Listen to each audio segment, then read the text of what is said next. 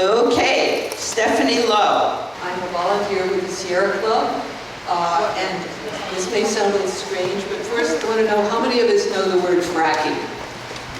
Okay, great. How many of us know that Governor Cuomo declared a ban on fracking in New York State last year? Yes, exactly. The last question. How many of us know that if the TPP slides through Congress, our fracking ban could be reversed by any multinational corporation that wants to make money fracking in New York State? Oh, this is very informative. Okay. Actually, this sort of thing is already happening under the rules of NAFTA, the trade agreement that covers the US, Canada, and Mexico. How can they do it? Well, by virtue of a devilish legal process in both NAFTA and the TPP.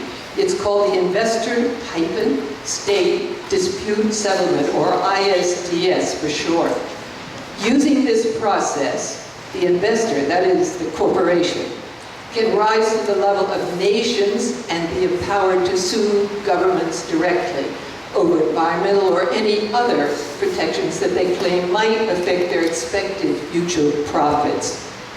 For example, the Canadian fracking company wants to operate in the area around the St. Lawrence River, which provides drinking water for thousands, even hundreds of thousands of people.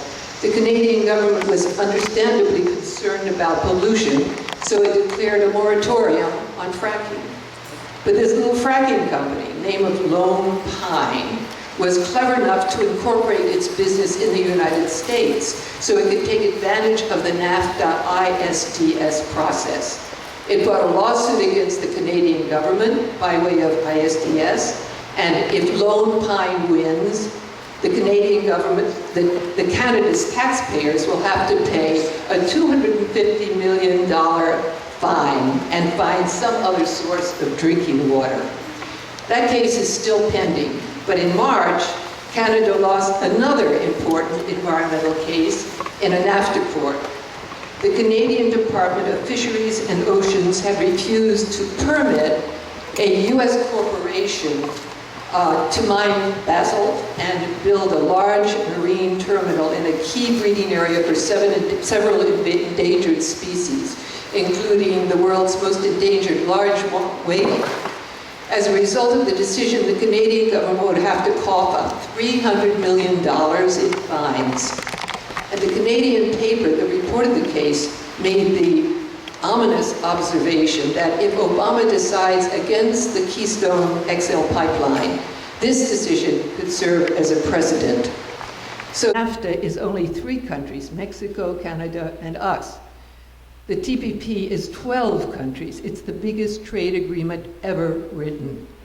Those in favor of the TPP claim that the US hasn't really suffered that much from ISDS lawsuits, but that's primarily because our trade agreements, till now, are with developing nations whose firms have few investments here. If the TPP passes, there are about 9,000 firms from Japan and other TPP nations operating in the United States, which could launch cases against us. It would be a legal bloodbath of our regulations and laws. Whatever might be construed as standing in the way of their untrammeled corporate profits. The recent NYC Council, New York City Council, resolution declaring New York City a TPP-free zone conjectured that the TPP could, quote, undermine the regulatory and legal systems that keep everyday residents of New York City safe and healthy, unquote. So even our local laws on tobacco, such as the Smoke-Free Air Act and the ban on smoking around hospitals, parks, beaches, and New York City plazas, all of these could be challenged by transnational cigarette companies, as has recently happened in Australia under a similar trade agreement. I've been discussing only environmental lawsuits, but the ISDS process can cover just about anything: land use rules, financial stability policies, water, energy, and timber policies, health, safety, as well as environmental protections. The bottom line is, we simply cannot allow the TPP to pass. Thank you. My name is Eric Weltman, and I'm a senior organizer with Food and Water Watch. I first want to acknowledge Susan for for the tremendous amount of work she put into this program. I think we should all give her a big, whatever, this thing. So again, I'm a senior organizer with Food and Water Watch, a nonprofit organization based in DC, but with an office in Brooklyn. And our mission is protect our most vital resources, the water we drink, the food we eat. We were active in the successful campaign to ban fracking in New York, and we are now working to label GMO foods in the state. You could say that just about everything we do, everything we care about, everything we're working on is threatened by the TPP. That's because the protections we have put in place, the policies and programs that defend our health, our safety, and our environment can be deemed barriers to trade. I want to highlight tonight how the TPP could undermine efforts to protect food safety and promote a healthier, more sustainable food system. One concern is that the TPP will increase the flood of imported fish and other food into the United States, swamping the ability of inspectors to stop tainted food or unsafe food. For example, currently the US imports more than 500 million pounds of fish and other seafood every year from Vietnam and Malaysia. These are countries where farmers raise shrimp, crabs, catfish, and lobster in overcrowded ponds. To combat disease, the fish are fed a dangerous cocktail of drugs. Only 2% of this imported seafood is inspected by the Food and Drug Administration. The TPP would open up US markets even further to imports of this potentially dangerous seafood. A second concern is that the TPP could result in the overturning or blocking of common sense food labels. These include labels that inform consumers of the ingredients contained in their food and where the products came from. In fact, the United States has already weakened its dolphin-safe tuna labeling rules because of a long-standing dispute with the World Trade Organization. Moreover, this year, the WTA ruled that knowing where our beef and pork come from is a barrier to trade. Even though this long-standing trade dispute isn't finished, the House of Representatives voted to repeal country of origin labeling, an overwhelmingly popular federal consumer protection law. We are very worried. Food and Water Watch is very worried that the TPP could threaten efforts to label GMO foods, which, as I mentioned, is a major initiative of Food and Water Watch and our allies here in New York and across the country. Finally, another concern is that buy local programs could also be deemed barriers to trade, along with Buy American goals. Efforts to encourage schools and other public institutions to serve local produce could be undermined. The bottom line, the TPP is an attack on our democracy. And on behalf of Food and Water Watch, again, I want to thank you all for being here tonight, and we look forward to continuing the conversation. Thank you. Good evening. My name is Alex Gleason, and I'm the Policy Associate at the New York City Central Labor Council of the AFL-CIO. We represent 1.3 million workers across 300 affiliated unions, about a quarter of the city's workforce. In addition to that, I also serve as an adjunct faculty member at SUNY's Harry Van Arsdale Center, as well as at Eugene Lang College, the New School for Liberal Arts. And I'd like to talk to you tonight about the Trans-Pacific Partnership's impact on our jobs and the economy. So, as you all are aware, this has been a secretive process, and without knowing the exact terms of the agreement, it's hard to say exactly where losses or supposed job creation will happen. But we can generalize based on industries and some leaked documents that were alluded to before, and we can also look at history, the most important indicator for anything like this. And we have a great model, NAFTA. After all, TPP is being referred to as NAFTA on steroids. Implemented in 1994, NAFTA led to the loss of 5 million manufacturing jobs, 1 in 4, and closed 60,000 American manufacturing plants. Already more than 2.7 million workers have been certified under trade adjustment assistance to offshoring or imports. This only represents a particular set of workers that are formally displaced and not accounting for the external displacement or those not certified under the TAA process. In 21 years, the trade deficit with Mexico and Canada has surged 565%, from $27 billion to $182 billion. This doesn't even begin to address the issues of immigration or how our immigration system has been impacted and how that has led to our workforce, particularly the most vulnerable aspects of our workforce, mistreated, without workers' rights, and without basic human rights or dignity. So what are the economics of the TPP then?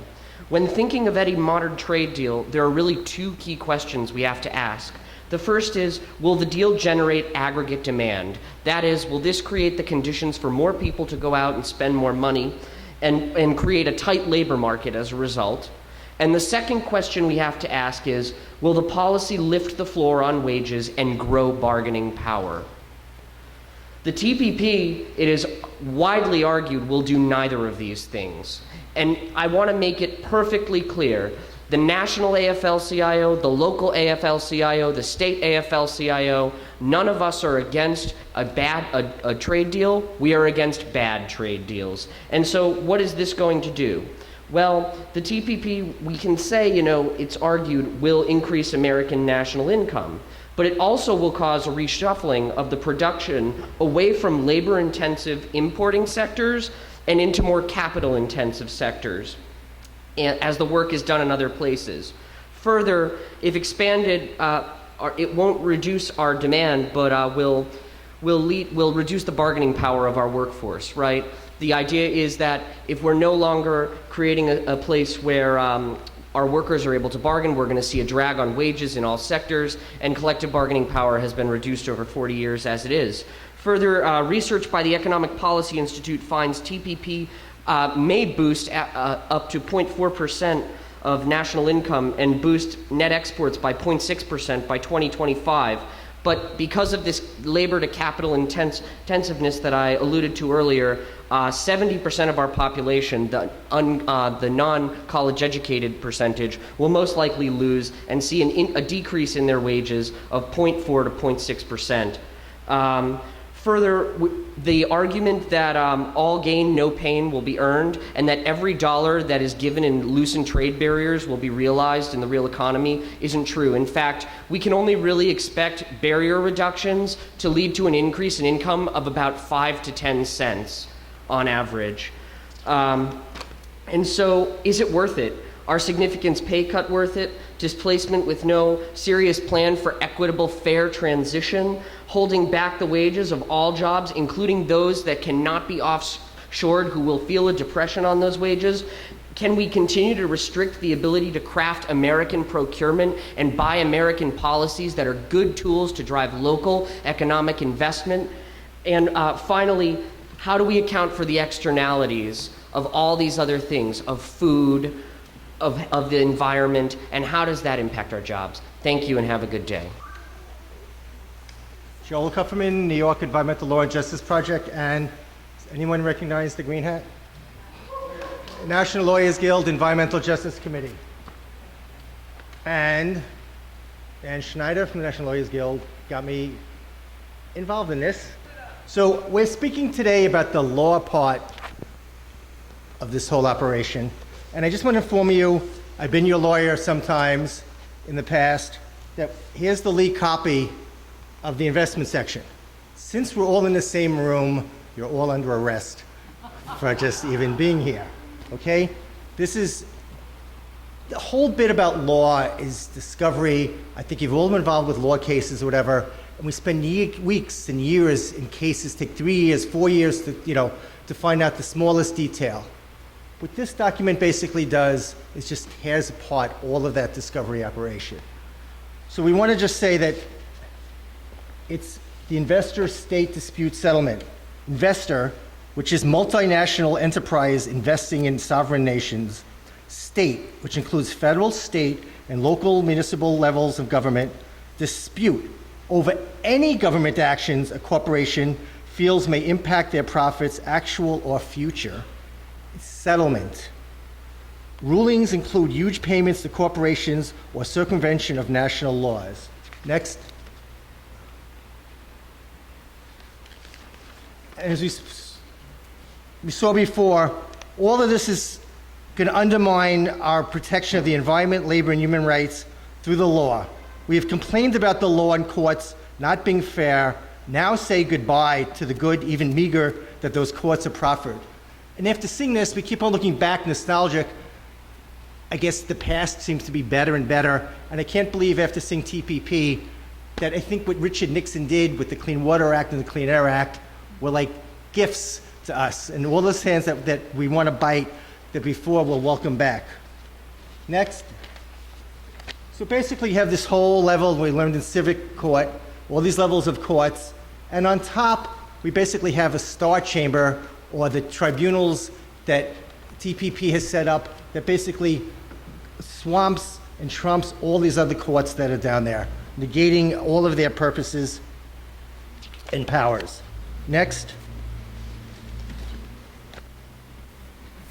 Now becomes a totally unequal playing field. Besides, countries, organizations, unions, and groups cannot even initiate actions. This is the most one-sided deal that I've seen. Next. And it's not a trade agreement. It's 26, whatever chapters, 29 chapters that are out there, and very few really talk about trade, okay? It's only when we got hold of this document that we start getting the definitions, and it's really important in any law case is to go back and what the definition of the law means is fought over, okay? So we have investment means every asset that an investor owns or controls directly or indirectly that has the characteristics of an investment, including such characteristics as the commitment of capital or other resources, the expectation of gain or profit, or the assumptions of risk. And most notably, part D of this list is futures, options, and other derivatives. People holding derivatives could sue over their protection. Next. This is basically a handout to investors and their lawyers alike. Next.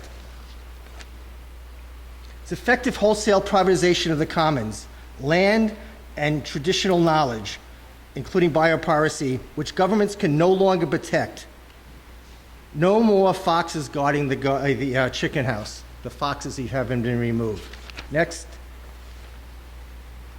Financial expense alone precludes a meaningful defense and a stagnation. The TPP will lead to lack of enforcement. Before they were bullied, now good governments are not even allowed in the ring. The cost could be billions, and these billions are going to affect not just the United States and countries like Germany or whatever. Most third world nations can't even fathom of what it's going to cost for these defenses. Next. The TPP impinges on state sovereignty. Those boundaries are effectively erased. Even emasculates Donald Trump's multi-million-dollar wall cutting off Mexico from the United States. He's building this wall with all the support that's out there. There's no more walls after the TPP comes into effect. It's going to be chilling effects. Most countries and municipalities will not enact environmental human rights laws. The cost of defense could be millions, as we said before, and penalties could be into the billions. What we're concerned about also is something called indirect expropriation, which is a non-direct taking. So it's not the exact, not just the pulling of someone's profits, it's someone's ability to make profits or their chance of furthering their economic interests, which covers a very broad ambit, non-direct taking, where any action that could be seen as a threat can be challenged, including any type of pro-health or pro-environmental policy. So all our laws out there, there could always be some broad interpretation that it's going to affect someone's expected revenue. Next. In one case, the Czech Republic was ordered to pay Ronald Lauder, our great perfumer, in a media law dispute, $270 million in interest, which happens to be the annual budget of Czechoslovakia. Let me just do 2-3 more quickly. Next. The scary part about this also is only 15 lawyers that heard most of these cases, 55% of the cases. And as I last checked, none of them are the National Lawyers Guild lawyers. They're all from either Western Europe or the US. They're all the corporate lawyers, and they have an interest in prolonging the cases in the face of these $1,000 fees. So it's really scary that we've removed judges in bad cases for having some type of interest, and here you have 15 lawyers only deciding basically the fate of our economic world. Next. And here they are enjoying it. And the scary thing also is that they just keep on changing hats. So who's judge and arbitrator one week is going back to representing the corporation the next week. Next. Okay.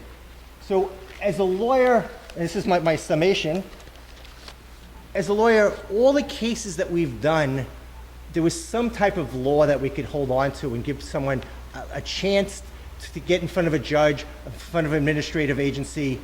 There was some voice that could be heard that was giving us a chance. With the TPP, it has taken away all of that. And so I really, really, stress that it's important that we look at the legal aspects of this.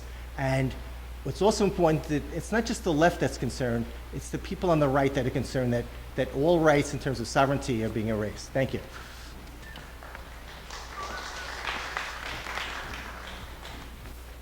Can we get back to the program slide? Again, we're thrilled that JoAnn Simon is with us, that Velmanette and Jesse Hamilton just arrived. We'll be hearing from them in a moment. But a fierce appreciation goes to Yvette Clark for the dialogue that she's maintained with us over these issues. All of the New York City representatives voted no on fast track, with one exception, Gregory Meeks of Queens, and he's a marked man. But Yvette has been a champion of the cause, and now we'll go into the section with Yvette's presentation, just on time. Bravo, group. A pleasant good evening to everyone. I'd like to thank Susan and the members of Brooklyn for Peace for inviting me to the Park Slope United Methodist Church this evening to discuss this issue, which is critical to our communities, our workers, our families, the environment, as well as our intellectual property laws in the 21st century. I also want to thank Assemblywoman JoAnn Simon, State Senator Velman Montgomery, State Senator Jesse Hamilton, Dan Wiley from the Office of Congresswoman Nydia Velazquez, and the representatives of New York City Central Labor Council, the Sierra Club, Food and Water Watch, and the National Lawyers Guild for their presentations this evening. Since 1984, Brooklyn for Peace has been a voice of conscience in our community, focusing attention on the threat of global climate change, the militarization of police in the United States, the consequences of unnecessary wars, and as we are here tonight to discuss, international trade agreements created for the benefit of multinational corporations, not the people who comprise the nation. Notwithstanding what the voters declared in re-electing President Obama in 2012, that corporations are not people. And they're not, my friends. Along with many of you here today, I have very profound concerns that authorizing or permitting presidents of the United States, not only President Obama, but also his successors, both Democrat and potentially Republican, to negotiate trade agreements without consulting with Congress until after the agreement has been signed with an up or down vote is totally inadequate in addressing all of its implications for our quality of life. Unfortunately, as a result of the so-called fast track, my colleagues and I do not have the ability to truly scrutinize nor modify provisions that threaten our workers and our environment, our communities. I voted no on Trade Promotion Authority. I want to state clearly that my decision was not reflexive. I understand the value of international trade, fair trade, which has the potential to support development around the world, particularly in nations who have abundant natural resources and many people who need employment, but nonetheless remain in poverty and whose nations remain underdeveloped.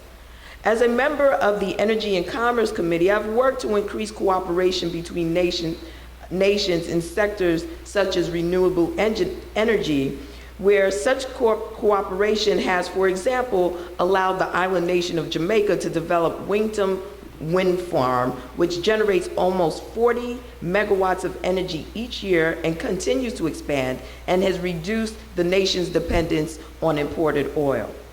But the Trans-Pacific Partnership does not accomplish that high goal. Instead, I believe the agreement will contribute to a race to the bottom, in which U.S. corporations that pay their overseas workers low wages and fail to provide adequate benefits would have the ability to expand their exports in the United States, undermining our workers who earn a living wage with fair benefits. The agreement would accelerate the loss of service sector and manufacturing and employment opportunities. Vietnam, a member of the partnership, has a minimum wage of 56 cents an hour. At that wage, even the earnings of an entire year, $1,120, would not pay the monthly rent for an apartment in Brooklyn. In addition, TPP would terminate the Buy America program, which requires the federal government to purchase products and services made in America, as well as similar programs used in some states. At a time in history when the wages of working families are actually declining, we literally cannot afford a policy that threatens our ability to earn fair wages and benefits and the right of workers to bargain effectively. We have to set the bar for the rest of the world. In addition, TPP threatens both our food safety and environmental regulations. Corporations with their substantial resources will have the ability to file a lawsuit against any regulation that limits their profits. Imagine that. These concerns are not theoretical or trivial.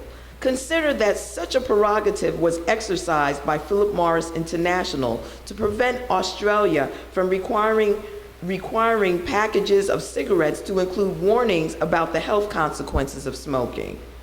These risks are not limited to cigarettes. Both federal and state laws that prohibit oil drilling or strip mining in protected natural areas could conceivably result in a lawsuit in which an international tribunal could order the United States as a signatory to the Trans-Pacific Partnership to end its enforcement of the Clean Air Act, the Pure Food and Drug Act, or any of the laws and regulations that protect our physical bodies and our natural environment from pollution. I'm also concerned about the consequences for our intellectual property laws. The agreement could require the United States to impose criminal penalties for even minor violations of copyright laws that are now penalized only by civil damages. To provide an example, under current law, if you download a song from iTunes, connect it to your MP3 player or computer to a stereo, and play the song at a block party, say, you have violated copyright law. But as a practical matter, such violations are unlikely to result in a civil lawsuit. The damages would amount almost to nothing. But when our copyright laws are enforceable by criminal penalties, we have the potential for the harassment of anyone playing recorded music where others could hear. As a result of these serious problems, I could not in good conscience support the Trans-Pacific Partnership. Unfortunately, Republicans in Congress nonetheless succeeded in approving TPA and moving us forward, with President Obama willing to sign. But I believe our efforts to establish fair trade rather than simply free trade as the policy of this nation must continue. To change laws, we must change Congress, electing leaders who share our moral commitment to the rights of workers and to our environment. In addition, we must build alliances with people around the world to support the types of laws that protect health and safety and that offer workers fair wages and benefits in every nation. Finally, we have the ability to support American workers by facilitating manufacturing right here in the United States. I've been proud to work with my colleague, Congressman Steny Hoyer, on the Make It in America programs that invest in our small businesses and innovative technologies. I'm also interested in listening to your ideas for building an economy that works for all Americans, and I thank you for inviting me to speak with you this evening. Let me just put a little bit of this in context as well. This is the mother of trade agreements. This is like NAFTA's mother, okay? We're talking about 12 nations, and they account for, in the aggregate, 40% of the global GDP. We really need to get this right. And I don't believe that having corporations at the table while you're trying to negotiate this is a fair way of going about that. It's basically keeping your thumb on the scales. And I see Susan moving closer to me, so I'm gonna sit down, have the other presentations, and look forward to all of your questions and suggestions. All right. Thank you, Congresswoman Yvette Clarke, for all you do. Congresswoman Velazquez is out of town, but she wanted me to be here to give her statement. I just came from another church, a Baptist church, at 6th Avenue and 53rd Street, where we were having a barbecue with Section 8 project-based tenants who were threatened with eviction with the sunset of their affordable housing through Section 8. We were organizing and celebrating getting them to stay in their homes, 400 units across almost 40 buildings, getting their Section 8 renewed. And this is the population that we care about, and these are the people, including everyone here, that we're looking to protect. I also wanted to second Steny Hoyer's Make It in America. The Congresswoman Velazquez also hosted the congressman coming up here to Brooklyn. A couple of years ago, we were in the Brooklyn Navy Yard meeting with green manufacturers and manufacturers from throughout the Congresswoman's district to talk about what they produce and how we can strengthen their position to be able to compete. So for this town hall, the Congresswoman wanted me to deliver her points. For too long, trade agreements have weakened workers' rights, cost us jobs, and stripped away environmental safeguards and undermined consumer protections. When NAFTA was under consideration, American workers were told the agreement would mean more jobs, greater growth, and new opportunities for American goods. The actual results were different. American workers saw a net loss of 700,000 jobs. We have seen firsthand that these agreements do not do to working people what they do to working people in our communities. Fast Track allows for an expedited process to approve agreements such as TPP, which is the opposite of what we need. Fast Track expired in 2007 for new agreements and for good reason.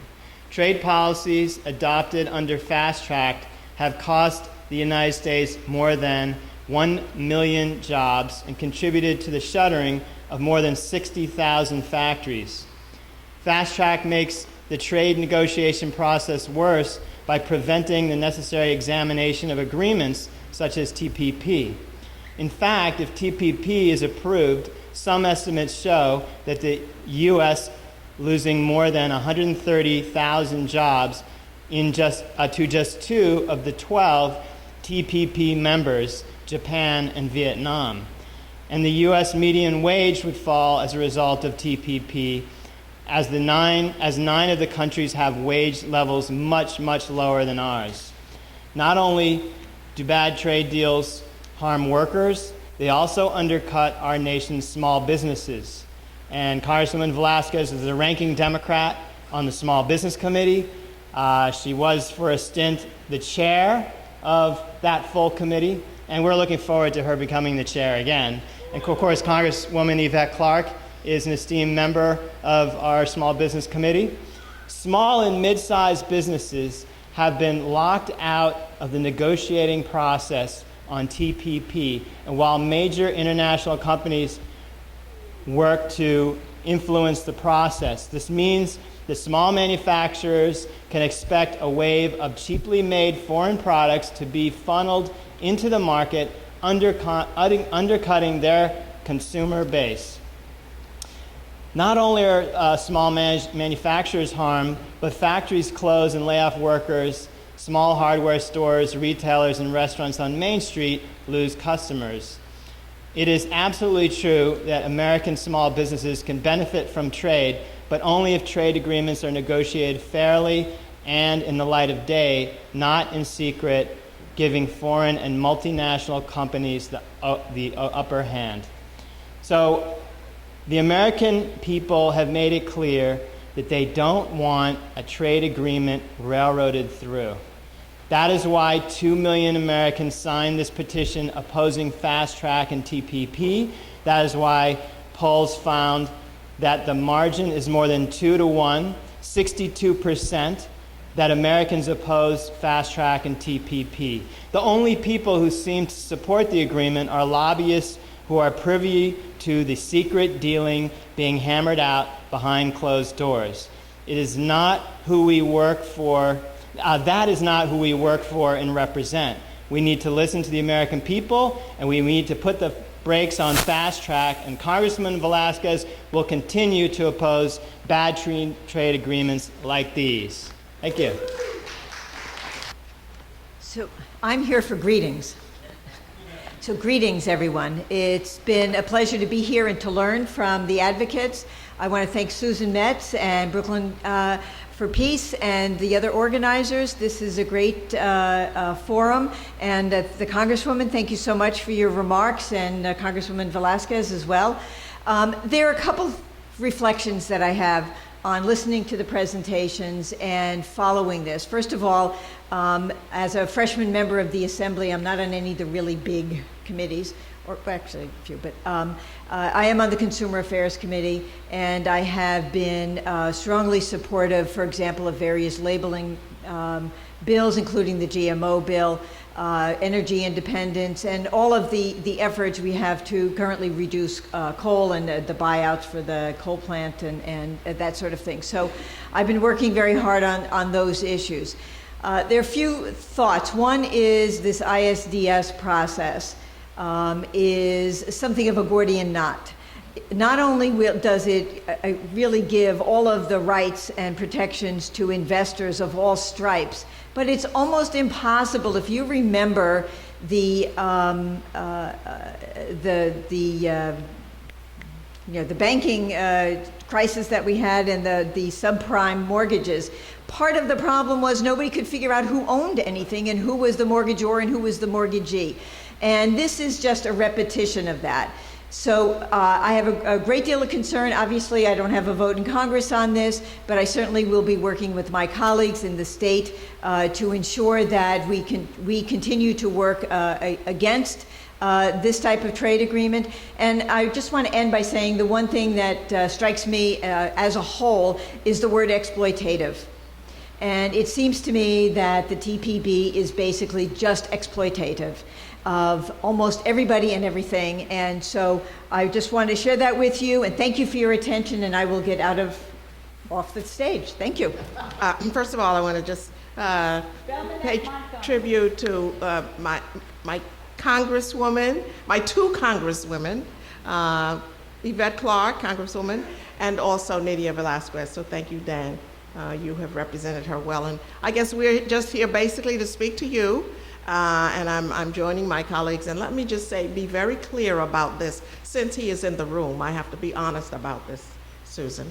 I really am here under the leadership of Jesse Hamilton, so let's give him a hand. Because, yes, he has started a letter which he is having us as a conference on our side in Albany to sign on to a joint letter in opposition to this TPP. So I'm thankful to him for his leadership. And let me just say, while we talk a lot about the disparity in income and the inequalities and inequities and all of the other wrong things about our economy as it relates to who is able to be comfortable and who is suffering, we can't afford to lose more jobs, for sure. One of the things that we've worked very hard on is looking at as many ways as possible that we can recreate an industrial community that serves for jobs for many more residents in this state and in this city. And certainly we do not wish to have any hampering of that process and that progress. So again, Susan, thank you. I really feel a little bit guilty because, and my colleague in the Assembly, I know we have the same kinds of issues. And so I'm going to have Jesse explain why we in the legislature are particularly concerned about this TPP as it relates to New York State's ability to enforce regulations on behalf of the citizens right here. So thanks again. Can I invite my colleague? This is our hero of the evening. I appreciate that. Jesse Hamilton, everybody.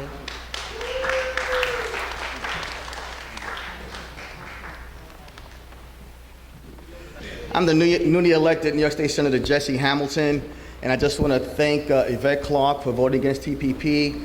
She's been a progressive congressional young lady, and this is my first time as New York State Senator, but so many things are affecting my district. My district goes from Sunset Park to Park Slope, Gowanus, Crown Heights, Prospect Heights, Flatbush, East Flatbush, and Brownsville. So we have many concerns and issues that affect our district. And the TPP is something that's of concern to me. As a person, I see a lot of rights of union members being eroded. Housing is a problem now for many of the citizens in our district.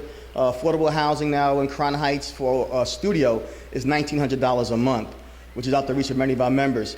So we have a letter drafted to the congressional delegation, and I just want to thank Senator Clark again. And I'm just going to read the letter to you. As members of the New York State Senate, with Velazquez Montgomery. Now, Senator Montgomery is my role model in Albany. She's the solid voice behind many things. And she's always fighting for us up in Albany, even though we're in the minority. And hopefully in 2016, we'll be back into the majority.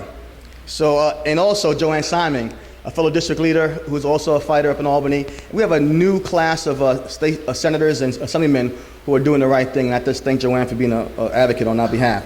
So the letter reads, as members of the New York State Senate, we write regarding our concerns that the TPP threatens the rights of New Yorkers, and that New York State legislatures to enact and enforce statutes to protect our safety, our health, and our welfare. We strongly urge you to defend the rights of New Yorkers by taking a stance against TPP. The terms of TPP will restrict state action in many areas. Given the supremacy of both federal laws and international treaties over the state law, the rules that the federal government agrees to in the TPP will limit the scope of our state's ability to legislate and regulate in the public interest. As state legislatures, and based on information from the National Caucus of Environmental Legislatures, we are particularly worried about the potential for this trade agreement to limit state and local control in range of domains including economic development, public health, environmental protection, consumer rights, and government procurement. One thing that strikes me is the no transparency in TPP. And I find it striking that someone can sue the federal government and get compensation because we raise our minimum wage laws. It makes no sense. They can seek damages if they feel that they are encumbered by necessary worker protections. They can seek damages because New York State does not allow hydrofracking because it restricts their ability to make money. Now, you know hydrofracking is a major issue upstate New York. Has anybody seen my son's hydrofracking? Yes, thank you. Infomercial. Foreign national banks could try to undermine regulations that cause mortgage foreclosures. It's just so many things that you can sue and get compensated for because they're not making money. It's a way for corporate America to enhance corporate profits at taxpayer expense. And so I can't support this, nor can anybody else in the New York State Senate. So we will have the New York State Senate, members in the Senate and the Assembly sign on to this. And as Gregory Meeks is not doing, we'll make sure that he'll get the message that we want to allow our sovereignty as state legislatures be impacted upon by TPP. Thank you very much for having me this evening. And thank you, Susan, for doing a great job. And thank you, Congressman Clark and State Senator and my mentor, Dominic Montgomery. Thank you. You may remember NAFTA and Amigo del Maíz. The Trans-Pacific Partnership won't make us más feliz. Attacking labor standards, food safety, and healthcare rights. You may say I'm no redeemer, but I've seen this all before. If we all work together, dictadura corporativa will be no more. Is everyone singing? Check up on your neighbor. If they're not singing, make a big frowny face with your hands. The TPP will trick you. Estando olvides. This global banker's wet dream is NAFTA and steroids. Local laws suspended. Environment, who cares? You may say I'm a screamer, but before these guys are done, they'll give our world to Wall Street. Agro-industria will have won. Trust the transnationales. They have your back for sure. For healthy food and families, Monsanto is the cure. Imagine all the countries obeying Uncle Sam. You may say they're all schemers. Hope they're not the only ones. I hope today we'll all join up for the good of daughters and of sons. Just 5 more verses. Okay, we'll do this one. Imagine trade agreements, good for earth, water, and air. Instead of corporate bullying, an economy that's fair. Imagine all the people with good food y buena salud. Me say es imposible. Corporations own the earth. But if we all work together, un mundo justo will be in birth. If we sing loud enough. Thank you. That's part of the problem.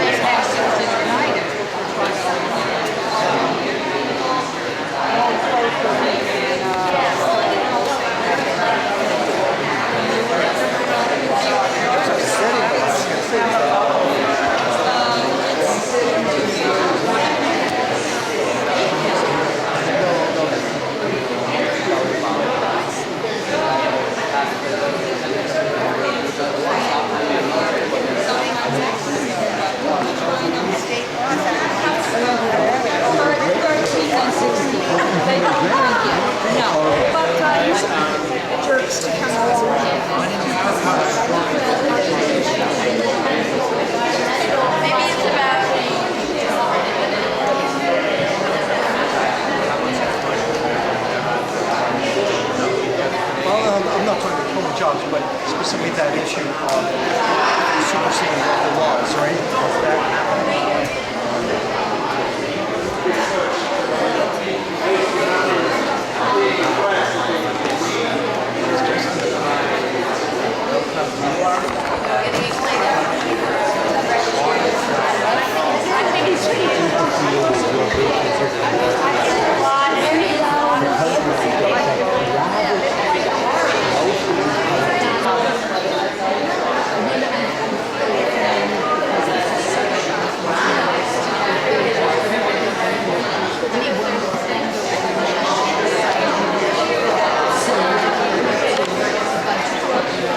How will the TPP impact the world's political and military situation?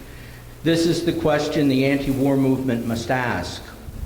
Like all free trade agreements, the TPP will create more inequality, both within and between nations.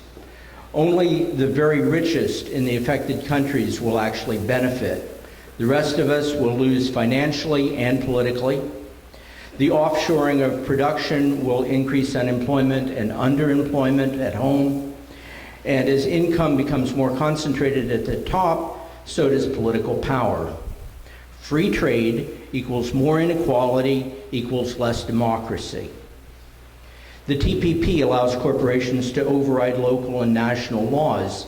Significantly, this includes environmental regulations. The climate crisis will worsen.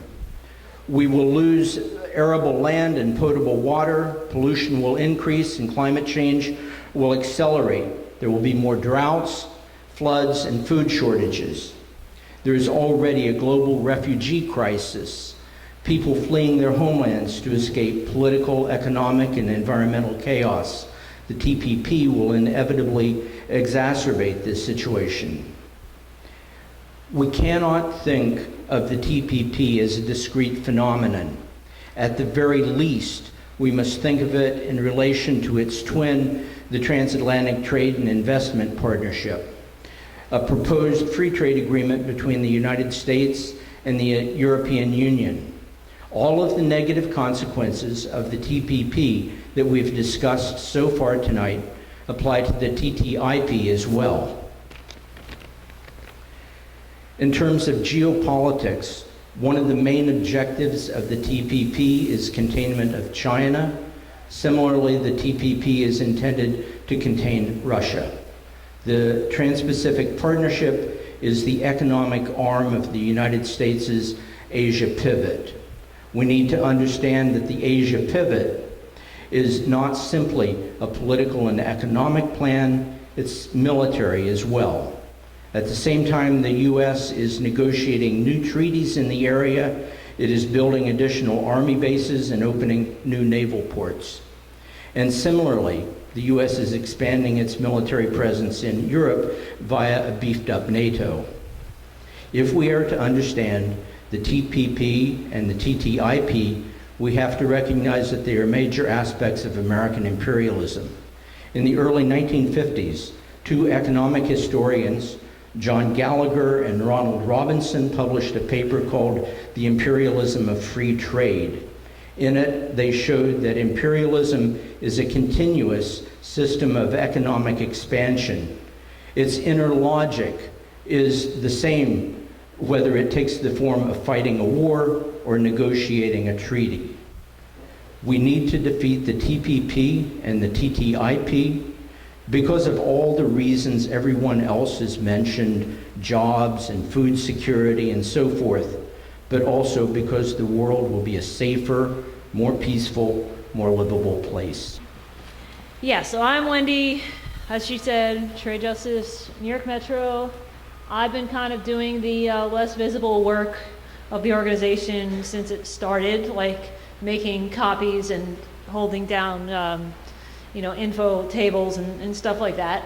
And so we had to be part of this, and I'm glad this isn't too far from where I live. So basically, one part of this agreement that has not been really mentioned thus far today is the impact on the worst form of labor abuse, which is human trafficking, and otherwise known as slavery. So how this goes is, there's a lot of countries in this agreement that have really horrendous human rights records, like Vietnam with his forced labor industry around cashews and clothing, but one of them in particular is Malaysia. Now, human trafficking has a huge focal point around Southeast Asia, and one of its most major countries where that exists is Malaysia, with other people from other countries throughout Southeast Asia, they come to Malaysia. They're sort of invited by these businessmen who sell them the right to come over to Malaysia. They pay like thousands of dollars, a lot of money, and they guarantee them a job, and they guarantee them like quarters. But they enter into this servitude when they get there. They take away their passport. They're just trapped in this system that they really cannot get out of. They're forced to work for years, and you're probably forced to pay for their housing too. I'm not sure. It's total slave labor. And last year, an international committee it made this report on Malaysia and decided that things were so bad that it was a tier 3 country, which means it is the worst grade of human trafficking. So when they were going along in these negotiations about the TPP, which that's a member country, and the version of Fast Track that passed or was in negotiation, they realized that we don't want to risk not having Malaysia be a part of this, because there's a requirement about it having to be a tier 2 country, and you can't have a tier 3 country. So the difference between tier 2 and tier 3 is only that tier 2 means the country is taking steps to correct the situation. It doesn't mean it's actually improved. They reviewed it again this year, and surprise, surprise, they said, oh, I think we have a few meetings with them, so now it's a tier 2. So now we can go along with it. So this has caused a lot of outrage in certain human rights groups. Okay, so I'm just going to put a couple more things on your radar for fall, because we're talking about like what else can we do. I actually work with Food and Water Watch as well on TPP stuff. Food and Water Watch and Sierra Club and a lot of these groups that are here work together in a coalition. We'll probably be looking to put together more of these kinds of forums in the fall to keep this issue on the radar. There's going to be a bit of a lull, right? Right now we're waiting for negotiations to wrap up in the TPP. They hope to do it. A couple weeks ago, it hasn't happened.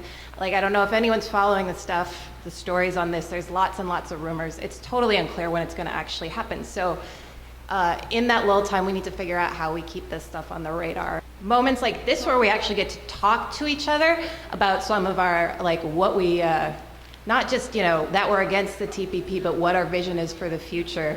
This kind of stuff is really important.